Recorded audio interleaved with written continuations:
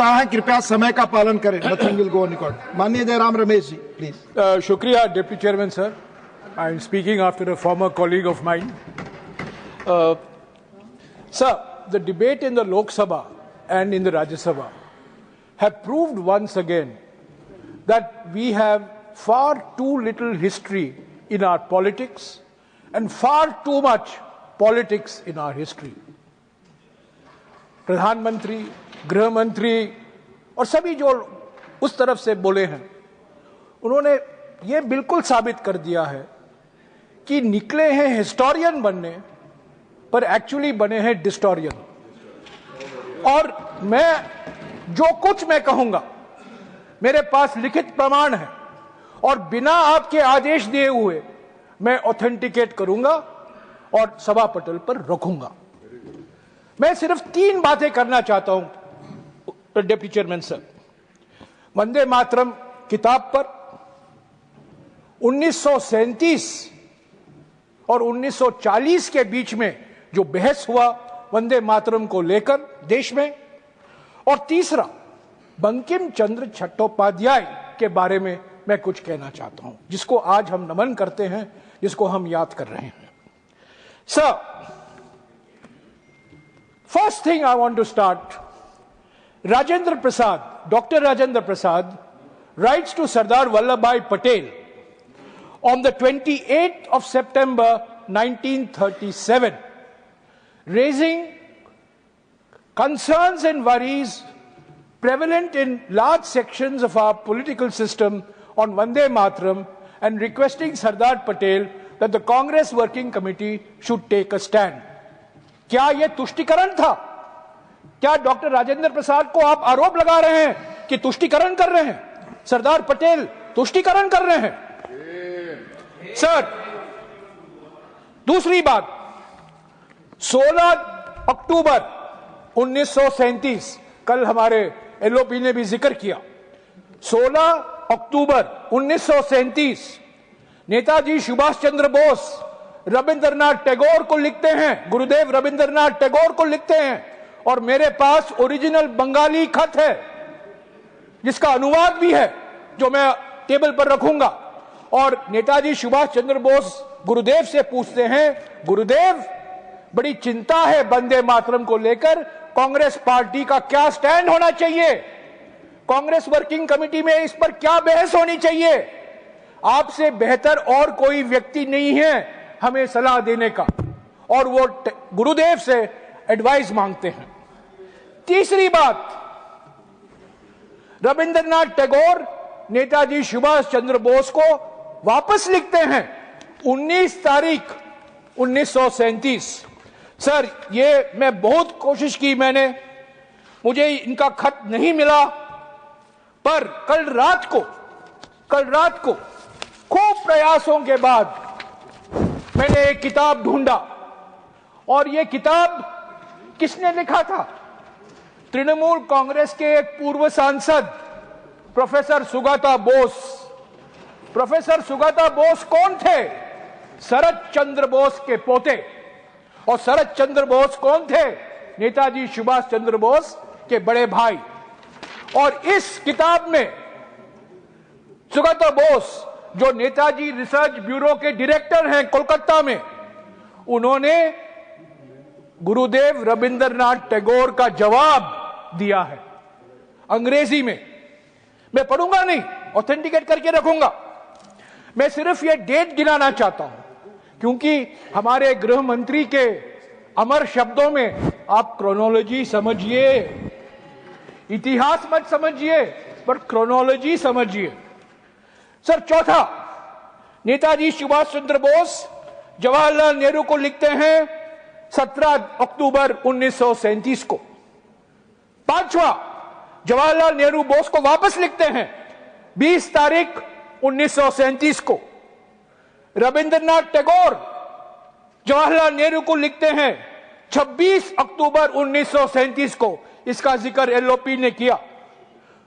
आखिर में 28 अक्टूबर 1937 को सीडब्ल्यूसी का प्रस्ताव पारित होता है वंदे मातरम को लेकर, इसका भी जिक्र हुआ। और कौन कौन थे उस सीडब्ल्यूसी में? कोलकाता में महात्मा गांधी, नेताजी सुभाष चंद्र बोस, सरदार पटेल, जवाहरलाल नेहरू, मौलाना आजाद, गोविंद वल्लभ पंत, आचार्य कृपलानी। इनके खिलाफ आप तुष्टीकरण का इल्जाम लगा रहे हैं। तुष्टीकरण इनका है। सारा वर्किंग कमेटी तुष्टीकरण तुष्टीकरण तुष्टीकरण, गृह मंत्री बोलकर चले गए। तुष्टीकरण तुष्टीकरण उन्होंने की।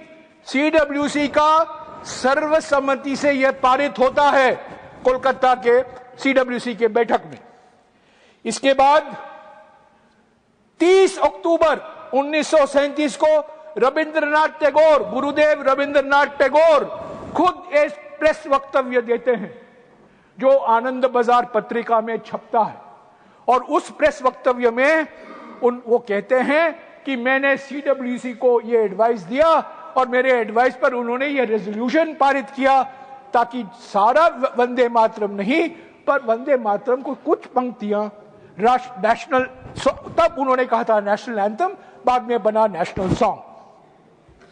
सर उसके बाद 1939 में क्या होता है देखिए। 1.5 साल बाद आचार्य कृपलानी सी राजगोपालाचारी को लिखते हैं 21/1/1939 को। क्या यह तुष्टीकरण है? उसके बाद राजगोपालाचारी, जिसका जन्मदिन आज हमने बनाया है, राजगोपालाचारी सरदार पटेल को लिखते हैं 7 जनवरी 1939 को। क्या यह तुष्टीकरण है? गोविंद वल्लभ पंत जवाहरलाल नेहरू को लिखते हैं 8 जनवरी 1939 को। क्या यह तुष्टीकरण है? और अंत में महात्मा गांधी अपनी पत्रिका हरिजन में 1 जुलाई 1939 को एक लेख लिखते हैं वंदे मातरम को लेकर।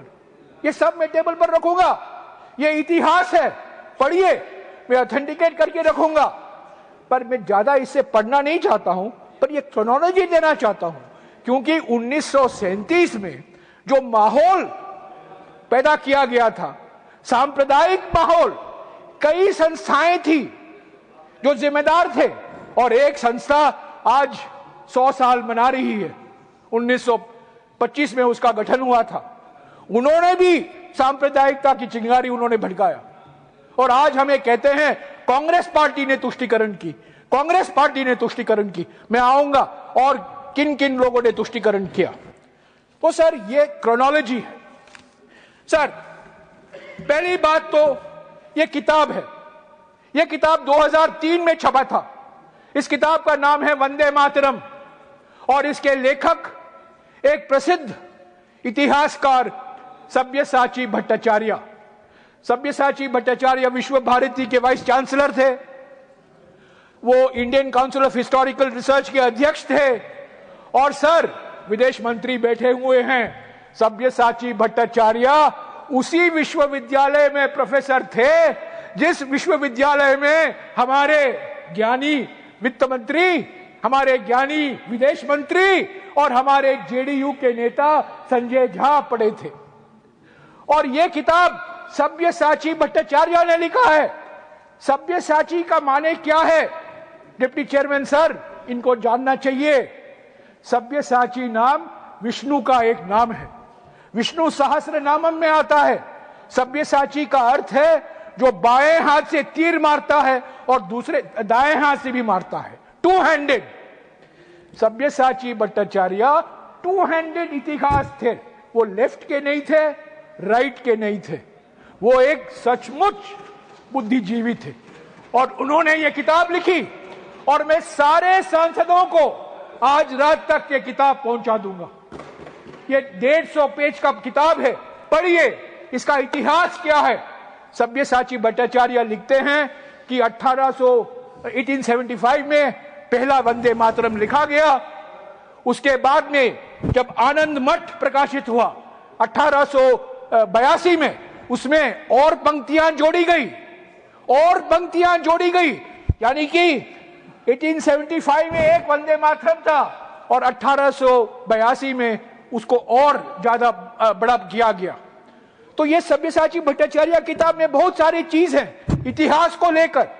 क्यों ये राष्ट्रगीत बना, किस माहौल में इसका ट्रांसलेशन हुआ, सभी भारतीय भाषाओं में इसका विवरण है।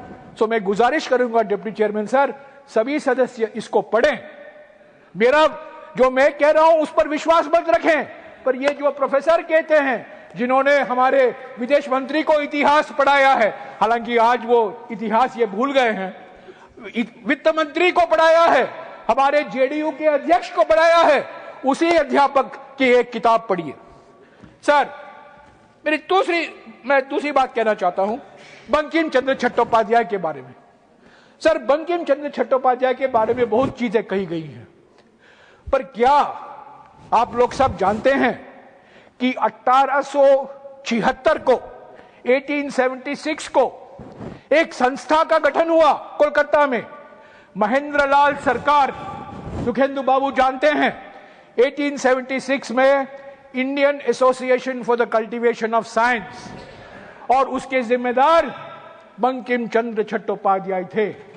उन्होंने पूरा प्रयास किया ये Indian association for cultivation of science बने, और इसी Indian association of cultivation for science में काम करके भारत का पहला विज्ञान में नोबेल पुरस्कार सीवी रामन को मिला। सीवी रामन ने और अमेरिका में काम नहीं किया, इंग्लैंड में काम नहीं किया, कोलकाता के Indian association of cultivation of science में किया, जिसकी स्थापना करने में महेंद्र लाल सरकार और बंकिम चंद्र चट्टोपाध्याय का बहुत बड़ा योगदान था। तो बंकिम चंद्र चट्टोपाध्याय जी कहते थे विज्ञान और आध्यात्मिकता दोनों का संगम, दोनों का मिलन होना जरूरी है।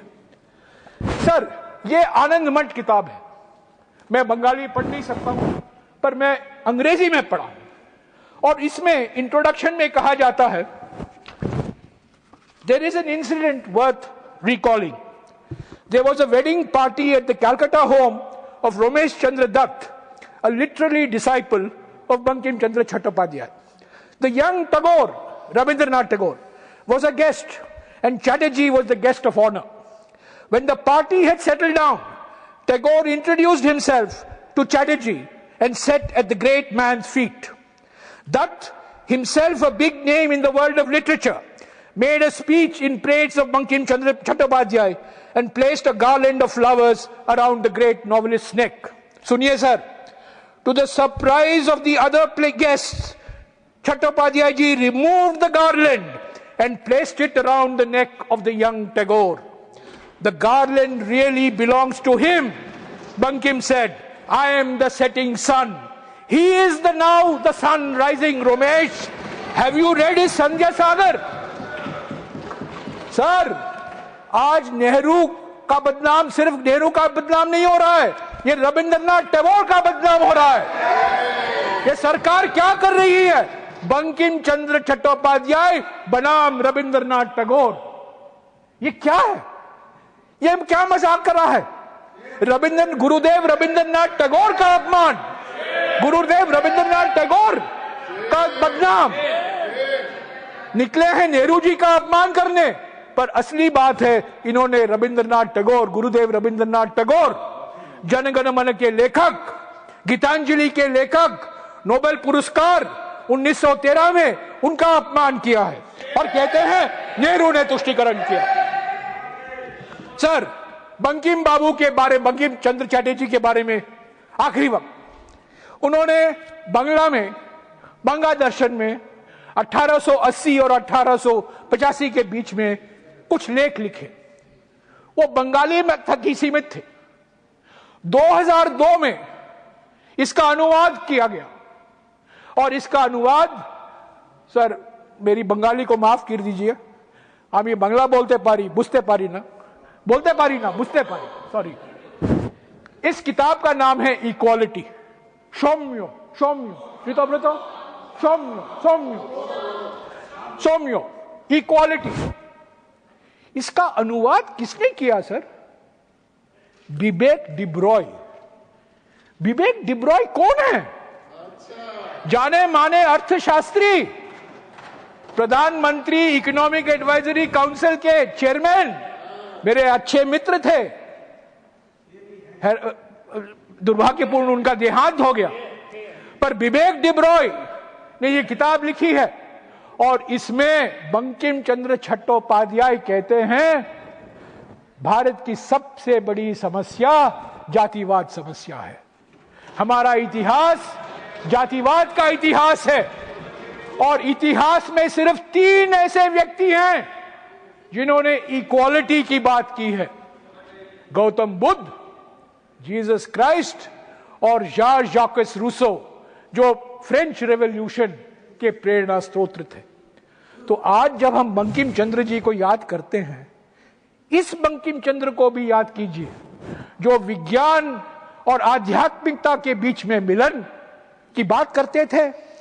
वही बंकिम चंद्र जी जिन्होंने यह सौम्य लिखा जिसमें कहा गया है कि भारत के समाज पर शाप है, भारत की संस्कृति पर जातिवाद एक भयंकर शाप है, उसको तो आप भूल जाते हैं और वंदे मातरम का मंत्र जपते रहते हैं। सर आखिर में मैं 2 मिनट में खत्म कर देता हूं सर। तुष्टीकरण गृह मंत्री और मेरे बाद हमारे लीडर ऑफ द हाउस, फर्क यही है गृह मंत्री और लीडर ऑफ द हाउस में कि गृह मंत्री अपने चेहरे पर नाराजगी दिखाते हैं तुष्टीकरण जब कहते हैं, पर लीडर ऑफ द हाउस हंस के तुष्टीकरण कहेंगे, तो हमें चुभता नहीं है इतना। पर मुझे कोई शक नहीं है कि वो भी तुष्टीकरण की बात करेंगे। सर तुष्टीकरण का माने क्या है सर? जब श्यामा प्रसाद मुखर्जी AK फजलुल हक के साथ कोalition गवर्नमेंट का एक अंग बनते हैं, वही फजलुल हक जो 23 मार्च 1940 को पाकिस्तान रेजोल्यूशन मूव करता है लाहौर में, वो तुष्टीकरण नहीं है। वही श्यामा प्रसाद मुखर्जी जिसके कहने पर हिंदू महासभा सिंध और नॉर्थ वेस्ट फ्रंटियर प्रोविंस में मिली जुली सरकार बनाती है, वो तुष्टीकरण नहीं है। जब 4 जून 2005 को भारत रत्न, सर 2 मिनट में समाप्त करें। नहीं, I have no speech sir, 2 minute में खत्म कर रहा हूं क्योंकि समय लिमिटेड है। प्लीज सर बैठिए सर, मैं चुपचाप यहाँ 10:30 से रात तक बैठा रहता हूँ, मुझे 2 मिनट का टाइम दीजिए। मैं आग्रह कर रहा हूँ। 4 जून 2005 को 4 जून 2005 को भारत रत्न लाल कृष्ण आडवाणी जाते हैं कराची को और किसकी प्रशंसा करते हैं? नेहरू जी से इतनी नफरत है कि वो जिन्ना की प्रशंसा करते हैं। वो तुष्टीकरण नहीं है। 2009 में जिन्ना की एक बायोग्राफी छपती है, उसके लेखक कौन है? वाजपेयी जी के मंत्रिमंडल के पूर्व वित्त मंत्री और पूर्व विदेश मंत्री जसवंत सिंह। नेहरू से इतनी नफरत कि आप जिन्ना को गले लगाओगे। आपने लिख कर दिया तो सर प्लीज नो, मैं यही कहूंगा सर, भाई आप समय देख रहे हैं, please do not discuss with me please. Sir मैं यही कहूंगा, अंत में बहुत सारी चीजें कही गई हैं, हमें इतिहास पढ़ाया गया है, विभाजन के बारे में, इमरजेंसी के बारे में, उसके बारे में मैं कुछ नहीं कहूंगा, अलग से उस पर बातचीत करेंगे। पर एक ही बात कहूंगा कि इस पूरा डिबेट का मकसद नेहरू को बदनाम करने के लिए है। इस पूरा ये एक प्रोजेक्ट का अंग है और ये प्रोजेक्ट इतना भयंकर प्रोजेक्ट है कि एक सीधा साधा विनम्र सोबर रक्षा मंत्री भी इसके जाल में आ जाता है और रक्षा मंत्री भी बहुत कुछ बोलते रहते हैं जिसका कोई ऐतिहासिक प्रमाण नहीं है। तो deputy chairman sir, Vande Mataram हर एक कांग्रेस का सेशन वंदे मातरम गीत गाया जाता है।